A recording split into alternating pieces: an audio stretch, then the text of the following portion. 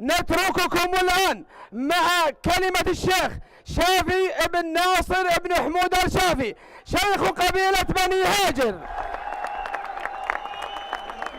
بسم الله الرحمن الرحيم. الصلاة والسلام على رسول الله.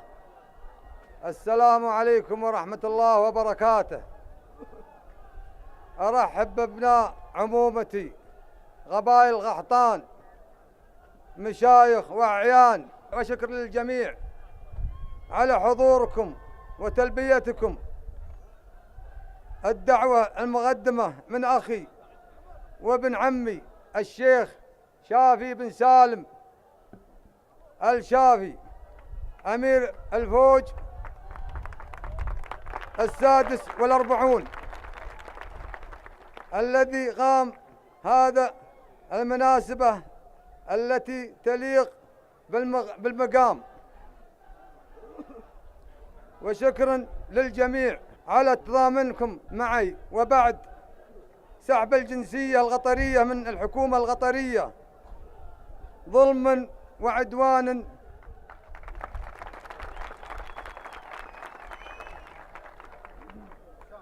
لقد يسرني هذا الجمع الغفير الذي من كل قطار المملكة العربية السعودية ومن دول الخليج العربية لرفع الظلم والجور الذي تعرضنا له من غير ذنب.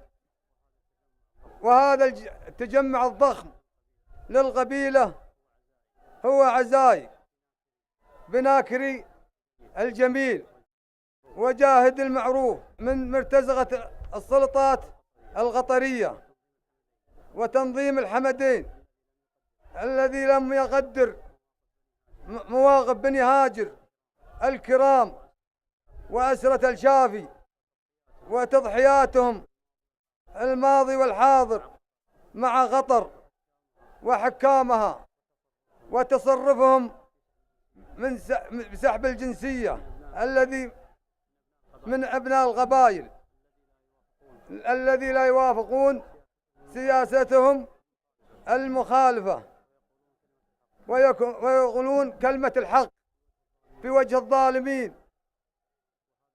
وهذا التصرف لا يغره دين ولا عرف ولا قانون. وأسأل الله العظيم القدير أن يحفظ لنا مولانا خادم الحرمين الشريفين وإمام المسلمين ملك الحزم والعزم سلمان بن عبد العزيز وولي عهده الأمين سمو الأمير محمد بن سلمان بن عبد العزيز، ويبقيهم ذخرا للإسلام والمسلمين، ويحفظ لنا جنودنا البواسل على الحدود الجنوبية من كل بقعة من بقاع هذا الوطن الغالي. والسلام عليكم ورحمة الله وبركاته.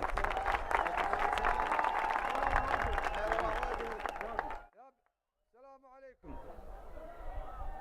أخذت الجنسية مني والله لا خنت وطن ولا خنت حاكم ولا خنت الدين من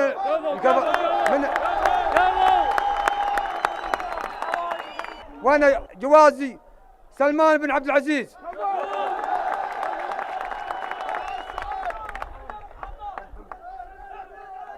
ومحمد بن سلمان ولي العهد.